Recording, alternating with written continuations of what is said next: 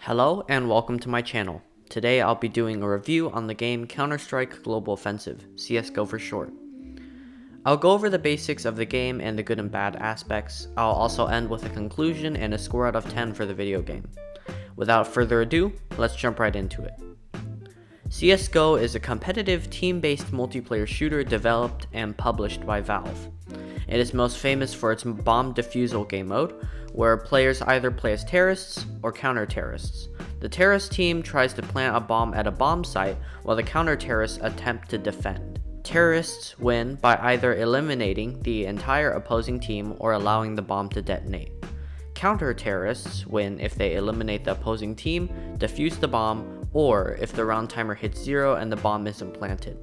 As rounds progress, players are rewarded with money they can spend on weapons, armor, or ordnance. Players can purchase different types of grenades, such as a flashbang, Molotov cocktail, or a smoke grenade, to name a few. Each team also has different guns, each having different damage levels and recoil patterns.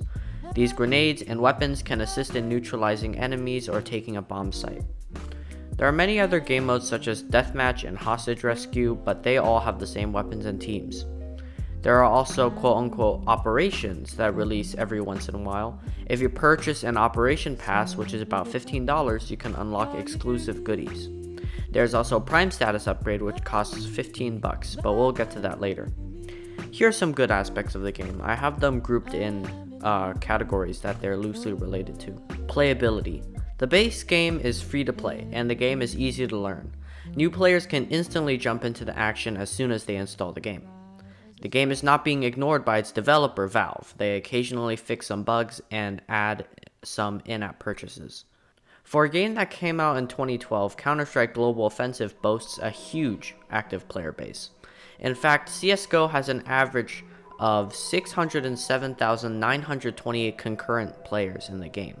I bet if I load into CSGO right now and queue for a casual bomb defusal game, I will have a match in 1 minute at most. Community. Though the community is kind of toxic, the game is still welcoming for newcomers and is easy to jump into a match.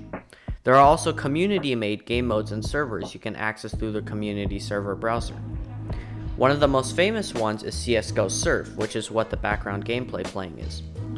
Whenever you're bored of the original CSGO game modes, you can always try ones run and made by the community. Now let's move on to the gameplay category. CSGO's game modes are competitive, intense, and fun. Even the smallest things can impact a play in the game.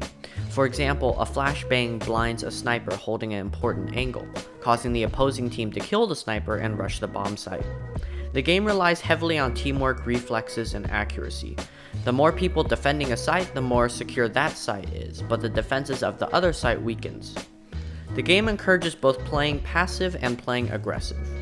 Next, gunplay. The game encourages staying motionless while you shoot your gun. If you run and shoot, the spread/bloom of the weapon will increase. I think that is a cool little detail. Different guns have different damage output and they bring different playstyles to the table. The more powerful the gun, the more it costs. For example, the AWP, or AWP, is a sniper that one-shot body shots. This gun is best for someone who is going to hold an angle on the bomb site to prevent others from rushing in.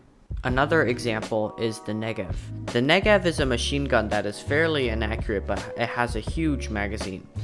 This gun is optimal for suppressive fire or to weaken enemies. Grenades also affect the gameplay. Smokes can be used to cover a retreat, to blind the enemy, or to fake rush a site. Flashbangs are useful for blinding enemies when pushing forward, and HE grenades are good at chipping at an opponent's health. Each type of grenade assists a player in whatever they are doing, and a sole grenade can possibly change the tide of the game. Next are the bad aspects of the game. As usual, they're not in any categories. Here we go. CSGO became free to play recently, and the new players began to pour in. Recently though, Valve made it so free to play players could not rank up, earn case drops, or play competitively without buying their Prime status upgrade, which cost $15, which is how much the game cost previously before it went free to play. There are hackers in the game, but they mainly play in the competitive modes of the game, but the anti-cheat does not help at all. Most of the community is fairly toxic. I've learned to tune them out and ignore them, but they may seem hurtful to beginner players. There is a fairly steep learning curve. You can easily tell who just got the game yesterday and who's been playing since launch. Though this may make CSGO a bit less fun for beginners, it's not that big of a deal. Like they say, practice makes perfect. Now on to my conclusion. Taking all of this into consideration, CSGO is a very polished game with simple game modes. New players can instantly jump into the action once they install the game, but will only be able to play unranked games, which is all a casual player needs. The gunplay is very polished, and the game encourages different play styles and lots of teamwork. I think this game is a 7.5 out of 10. There are tons of good things about the game, but the toxic community and the prime status upgrade issue brings its score down. But overall, this is a very fun and intense game that you should try out. I hope you guys enjoyed these review style videos. I may start doing a few gameplay videos as well soon. I hope you enjoyed, and I'll see you guys in the next video. Peace.